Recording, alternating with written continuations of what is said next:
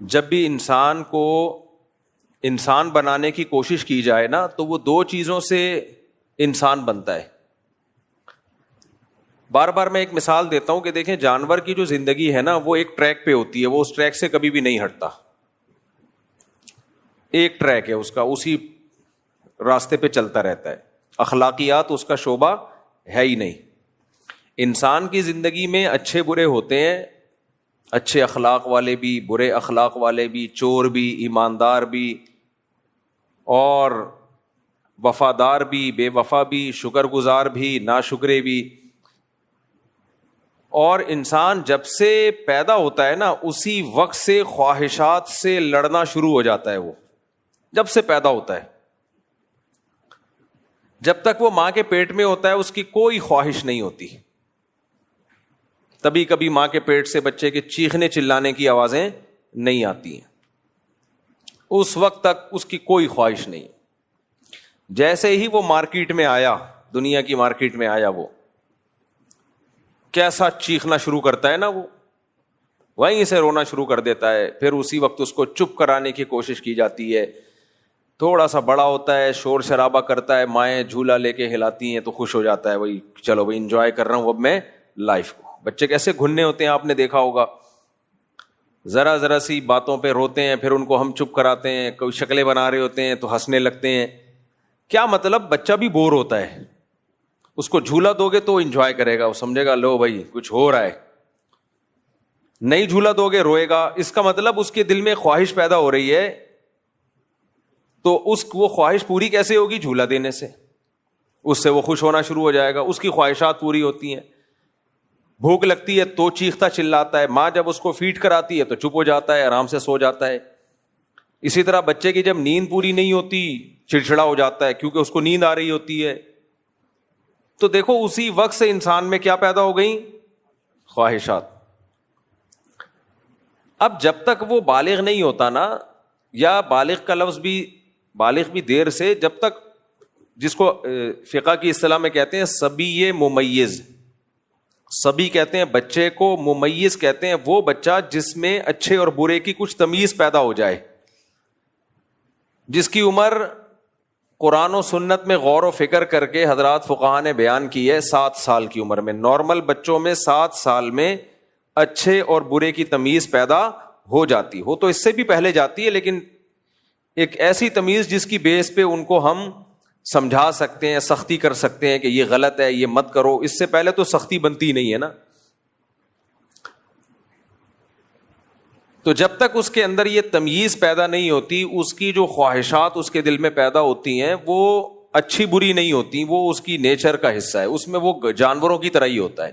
بھوک لگے گی تو روئے گا, تو ظاہر ہے, اور کیا کرے گا, بھوک لگ کے رونا یہ ٹھیک بات ہے نا, بالکل اس کا دل چاہ رہا ہے رونے کا تو روئے بھائی. اسی سے تو پتہ چلتا ہے کہ اس کو بھوک لگ رہی ہے. اگر روئے گا نہیں تو ماں کو پتہ کیسے چلے گا. لیکن آہستہ آہستہ آہستہ جو اللہ نے اس کا دماغ انسانوں والا بنایا نا, جانوروں والا تو ہے نہیں, آہستہ آہستہ اس کے اندر ذہانت پیدا ہونا شروع ہوتی ہے. پہلے تو یہ ہوتا تھا بھوک لگتی ہے بس دودھ چاہیے مجھے, روٹی چاہیے, پیٹ بھر گیا, اب اس کو مزید کچھ نہیں چاہیے. اب تھوڑا تھوڑا جب وہ سمجھدار ہوتا ہے تو اس کا کھلونا بھی مجھے چاہیے, سمجھ رہے, اس کا پراٹھا بھی مجھے چاہیے. اس کو کچھ نہیں دو, سب کس کو دے دو. دیکھا ہوگا بچوں میں جیلیسی پیدا ہونا شروع ہو جاتی ہے, تو بہت بچپن میں ہی شروع ہو جاتی ہے یہ. اب کیا ہوتا ہے کہ اگر ان کی تربیت نہ کی جائے, ان کو ایسے ہی چھوڑ دیا جائے, تو وہ انسان کے بچے کم, ڈنکی کے بچے, مجھے گدھے کا بچہ کہنا اچھا نہیں لگ رہا نا, یعنی بڑے ہو کر پھر ماں باپ ان کو تانا دیتے ہیں گدھے کے بچے, گدھے کی اولاد, الو کے پٹھے. حالانکہ وہ آپ ہی کے ہوتے ہیں, جو بھی ہوتے ہیں کس کے ہوتے ہیں, آپ کے ہوتے ہیں, لیکن آپ ان کو لقب کیا دیتے ہو, الو کے پٹھے ہو. اس کا مطلب یہ نہیں ہوتا اپنے آپ کو الو کہنا, مطلب یہ کہ ہو تو میری اولاد, لیکن دیکھنے میں کیا ہو, حرکتیں تمہاری ایسے جیسے الو کے پٹھے ہو تم, گدھے کی اولاد ہو تم. تو یہ کیوں کہا جاتا ہے بھائی؟ اس کے اندر ایثار نہیں ہے, قربانی کا جذبہ نہیں آ رہا, وہ سب کو سب سے لینا چاہ رہا ہے. بعض دفعہ بڑا چھوٹے پہ ظلم کرنا شروع کر دیتا ہے, بلا وجہ اپنی دھونس جمانا شروع کر دیتا ہے, چھوٹا بڑے کو رسپیکٹ نہیں دے رہا ہوتا وغیرہ وغیرہ. یہ ساری اخلاقی برائیاں تھوڑا سا بچہ سمجھدار ہو اس کے اندر یہ پیدا ہونا شروع ہو جاتی ہیں. اس وقت سے اس کو 2 قسم کی گائیڈنس کی ضرورت شروع ہو جاتی ہے. 2 قسم کی گائیڈنس. ایک گائیڈنس جس کو عربی میں کہتے ہیں اراءۃ الطریق, اور ایک جس کو عربی میں اصطلاح میں کہتے ہیں ایصال الی المطلوب. یہ کیا مطلب ہے اس کا؟ دیکھو, جب ہم اللہ سے دعا مانگتے ہیں اہدنا الصراط المستقیم, اے اللہ تو ہمیں سیدھے راستے پہ چلا, تو اس کا کیا مطلب ہے سیدھے راستے پہ چلا؟ اس کا مطلب یہ بھی بیان کیا گیا ہے سیدھا راستہ ہمیں تو دکھا, کیونکہ کافر کے پاس سیدھا راستہ نہیں ہے. جب راستے کا اس کو سیدھے راستے کا پتہ ہی نہیں ہے تو چلے گا کیسے؟ اور دوسرا مطلب اس کا یہ کہ اللہ سیدھا راستہ دکھا بھی اور سیدھے راستے پہ چلا بھی. خالی سیدھا راستہ دیکھ لینا کافی نہیں ہے. لوگوں کو پتہ ہے نماز فرض ہے, اللہ کی عبادت فرض ہے, تو کتنے لوگ پڑھتے ہیں؟ بہت سو کو تو پتہ ہی نہیں کہ کیا فرض ہے, کیا لازم ہے, کیا حلال ہے, کیا حرام ہے, جوا کھیل رہے ہیں. ایک سنگر نے مجھے بتایا کہ میں گانے بجا کے پیسے کمایا کرتا تھا, ڈانس ماس کر کے. تو میں نے کہا, جب وہ توبہ طائب کر لی, میں نے کہا یہ تو حرام ہے, تمہیں پتہ نہیں تھا؟ کہہ رہے ہیں ہمیں تو نہیں پتا تھا یہ ناجائز ہے. وہ ایسے خاندان میں پیدا ہوئے, ان کو یہی نہیں پتا کہ یہ کیا ہے. تو میں نے کہا پھر چھوڑا کیوں؟ پھر انہیں 1-2 واقعات سنا ہے کہ کچھ ایسی چیزیں ہونے لگی تھی جو مجھے لگتا تھا کہ یہ حیا اور غیرت کے خلاف ہیں. تو کہہ رہے ہیں پھر مجھے خیال آیا یہ لائن ٹھیک نہیں ہے. لیکن وہ موسیقی کے آلات بھی, گار بھی, سنگر ڈسٹن بھی چل رہا ہے, اور کہ وہ سمجھ رہے ہیں کہ یہ پاکیزہ کمائی ہے, اس سے حج پہ جانا چاہیے ہمیں. تو گمراہی کہاں سے آتی ہے؟ آپ کو یہی نہ پتا ہو کہ صحیح کیا ہے اور غلط کیا ہے, اس سے بھی گمراہی آتی ہے. دوسرا گمراہی صحیح کا پتہ ہے لیکن آپ چل نہیں رہے. شرابی کو پتہ ہے کہ شراب بری چیز ہے لیکن چھوڑ دیتا ہے کیا؟ ہیروئن چی کو پتہ ہے ہیروئن کیا ہے, بری چیز ہے, بیڑا غرق کر دے گی میرا, لیکن پھر بھی پی رہے ہیں. تو گائیڈنس یا ہدایت میں 2 چیزیں ہوتی ہیں, اراءۃ الطریق, کسی کو سیدھا راستہ دکھا دینا. تبھی تو قرآن کی بعض آیتوں میں بظاہر ٹکراؤ معلوم ہوتا ہے. ایک طرف قرآن کہتا ہے دعا اللہ سے مانگا کرو, اہدنا الصراط المستقیم, اے اللہ تو ہمیں سیدھے راستے پہ چلا, یعنی ہدایت دے تو ہمیں. اور ایک طرف قرآن کہتا ہے وَهَدَيْنَاهُ النَّجْدَيْنِ, میں نے دونوں راستے کی ہدایت تمہیں دے دی ہے, سیدھا راستے کی ہدایت بھی, برے راستے کی ہدایت بھی. ادھر اللہ ہمیں کہہ رہے ہیں اللہ سیدھے راستے کی ہدایت دے, ادھر اللہ کہہ رہے ہیں میں نے دونوں راستوں کی ہدایت دے دی ہے. تو ظاہر ہے ہدایت کا دونوں جگہ مطلب ڈفرینٹ ہے. ایک جگہ مطلب یہ ہے کہ دونوں راستے تو نے بتا تو دیے, غلط بھی صحیح بھی, چلایا نہیں ہے ابھی تک, تو ہم چاہتے ہیں تجھ سے تو ہمیں چلا, تو ہمیں چلا. اور جو تو نے سیدھا راستہ ہمیں بتایا ہے تو بتا دینا بھی کافی نہیں ہے, وہ ہمیں سمجھ میں بھی آ جائے. بھائی دیکھو, ایک آدمی نے آپ کو بتا دیا آپ جانا چاہتے ہو حیدرآباد, اس نے بتایا یہ غلط راستہ ہے, یہ حیدرآباد نہیں جائے گا, اور یہ سیدھا راستہ ہے حیدرآباد جائے گا. اتنا کافی نہیں ہے. صرف اس کے سننے کے بعد آپ سیدھے راستے پہ چلنا شروع نہیں کرو گے. اگر آپ کو اس کی بات پہ ڈاؤٹ ہے, یقین ہی نہیں آ رہا, تو بھی اس کا بتا دینا آپ کے لیے کافی نہیں ہے. وہ بتائے اور اس طرح سے بتائے, ایسے دلائل دے دے کہ آپ کو یقین آ جائے کہ واقعی یار یہ حیدرآباد کا راستہ ہے. اب اس نے بتا دیا یہ حیدرآباد کا ہے, یہ ٹھٹھا کا راستہ ہے, آپ کو جانا حیدرآباد تھا.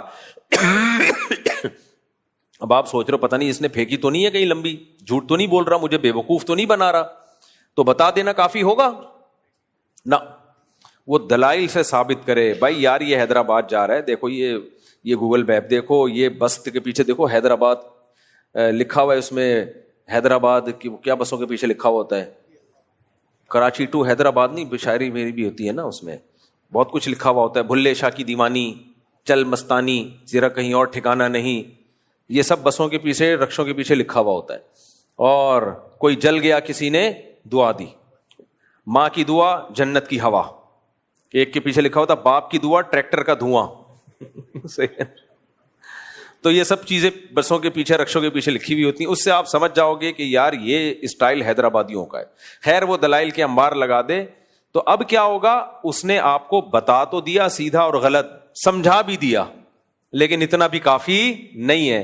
حیدرآباد کا راستہ پتہ چلنے سے تھوڑی حیدرآباد چلے جاؤ گے. جب تک آپ کے پاس چلنے کے لیے کوئی گاڑی نہیں ہوگی, کوئی بائک نہیں ہوگی, کوئی بس نہیں ہوگی یا کرایہ نہیں ہوگا. تو اس نے کیا کیا, کرایہ دے کے بس میں بٹھا کے بس کو چلتا کر دیا. اب ہم کہیں گے اس نے سیدھا راستہ بتایا بھی, اس کا صحیح ہونا ثابت بھی کیا اور اس پہ چلا بھی دیا.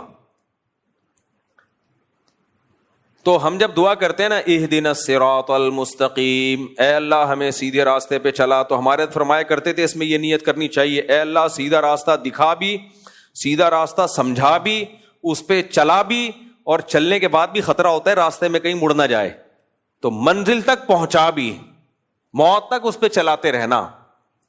اس لیے اہدنا الصراط المستقیم میں یہ نیت کرنی چاہیے کہ اللہ ہمیں پہنچا دے منزل تک.